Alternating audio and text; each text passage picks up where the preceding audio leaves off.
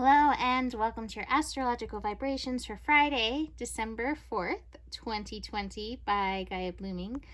I am Mimi. This is Luce sitting in my seat. And our energy mantra for today is I use the process of my revolution, evolution as alchemy. And today I would say for 2020, this is one of the better days. That being said, there may be some triggers.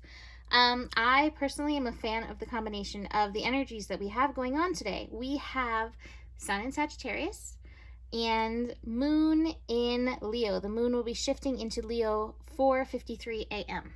I'm gonna move it up here. Moon in Leo, Sun in Sagittarius. That is my combination. It is fiery in its nature. It's definitely playful and fun, but when we have a lot of fire energy, we can definitely feel a little bit impatient. So do be aware of impatience coming through.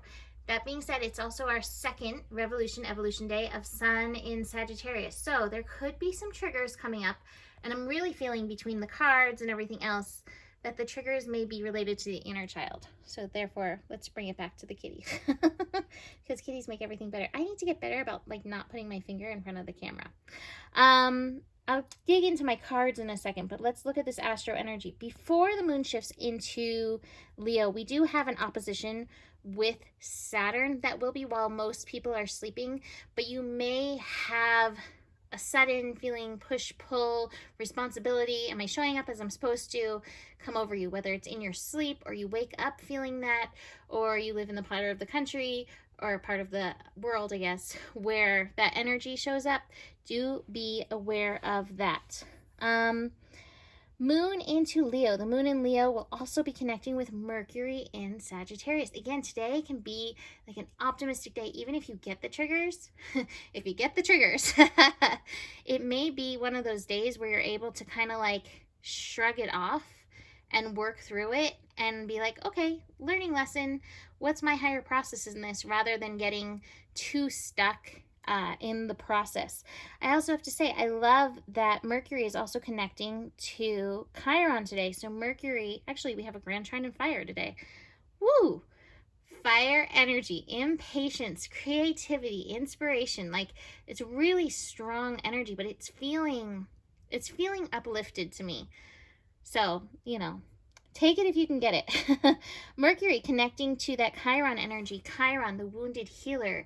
Again, with our thoughts, through uplifting thoughts, we may be able to shift these wounds, these triggers, these energies that come up, especially if you get to be close to a kitty, right? They make everything better. Anyway, so that energy, possibility of being able to shift, if you've been stuck on something for so long, it's just this feeling that this energy can move through. I also have a strong sense of utilizing the inner parent with the inner child. Card-wise, I actually have the Empress, along with two child cards. The Trust card, where we see this child jumping off into the abyss. You can really see how old my cards are when they're this close up on the phone, huh? And the Adventure card.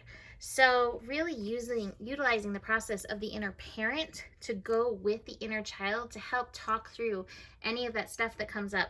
As the day goes on, we will have the moon in Leo squaring Uranus. So inner child triggers definitely likely to pop up at some point. That's the best thing about being an adult, is that you can honor your inner child, but you can also be that caring parent. Even if you had a wonderful parent, it doesn't mean that they were always able to show up exactly how you needed. Bring on the kitty.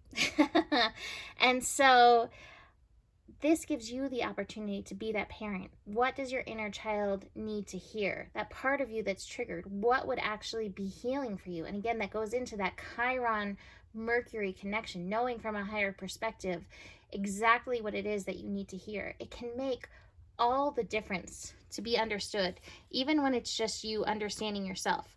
Now, I do have a bit of the shoulds going on, and I do have clinging to the past. I feel the clinging to the past may also relate to that inner child stuff. So again, be aware of that through the day. The morality card That can come up.